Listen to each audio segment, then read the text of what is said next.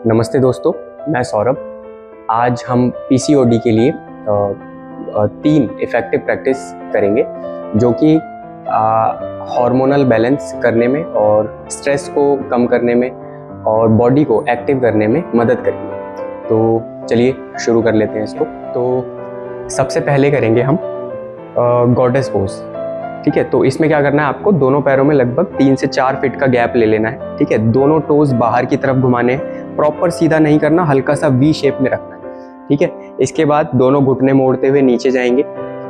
ठीक है, बहुत ज़्यादा डीप जाने का प्रयास ना करें शुरुआत में, हल्का सा नीचे गए, उसके बाद हिप ऊपर। इसमें एक तो आप मूवमेंट करिए, 5 से 10 बार मूवमेंट करना है, हिप डाउन, फिर हिप अप और घुटने सीधे, फिर डाउन।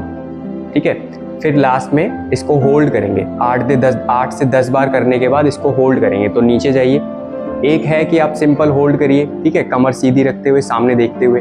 एक ही होल्डिंग ये हो गई। ठीक है, दूसरी होल्डिंग क्या होती है कि इसी में आप लोअर बॉडी कांस्टेंट रखेंगे, बस दोनों हथेलियों को आगे रख लेना है। एकदम आपके कंधे और रिस्ट एक सीधी लाइन में रहेगा और कमर एकदम सीधी, हिप और शोल्डर एक सीधी लाइन में रहेंगे, सामने देखते हुए इसको होल्ड करना है। पूरा जो स्ट्रेच है वो आपके पेल्विक रीजन में या ग्रोइन रीजन में आना चाहिए। ठीक है, ये होता है पहला पोस्चर।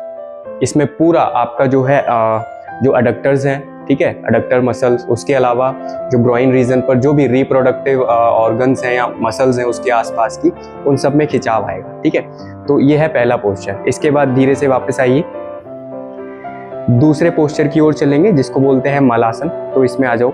दोनों पैरों में जितना पहले गैप लिया था उससे थोड़ा सा कम कर लेना, यानी लगभग 2 से 2.5 फीट का गैप रखना है और दोनों हथेलियां चेस्ट के सामने नमस्ते बनाओगे और दोनों कोहनियों से घुटनों को पीछे की ओर धकेलना है।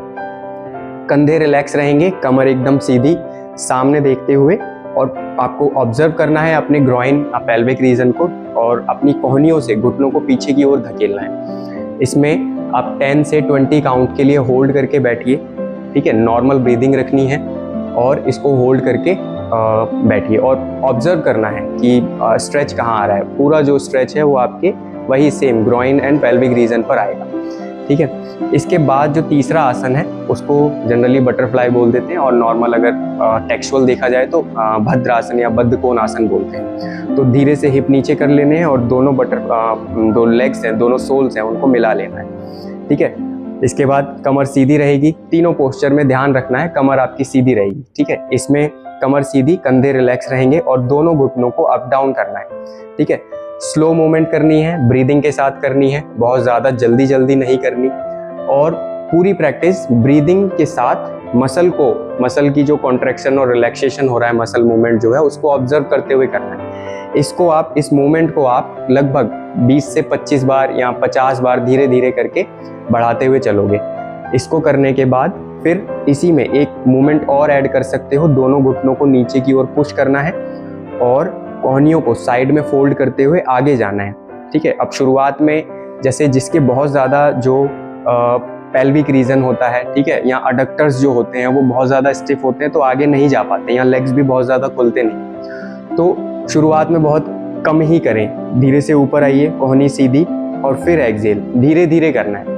एक सपोर्टिव होता है इसमें कि आप दोनों हथेलियों को घुटनों से रखो, घुटनों के पास, और दोनों घुटनों को क्लोज करो, चेस्ट के पास लेकर आओ। हाँ, ये होता है सपोर्टिव, एकदम बेसिक, जिसमें कि आप दोनों घुटनों को हाथ से ऊपर की ओर मिलाओगे और फिर हथेलियों से नीचे की ओर पुश करना। ठीक है, ये बेसिक है। अगर आप बिल्कुल ही मूवमेंट नहीं कर पा रहे हो तो अपने हाथों से धीरे धीरे, कमर आगे पीछे बहुत ज़्यादा हो रही है तो सपोर्ट ले लो और वॉल के साथ बैठ जाओ।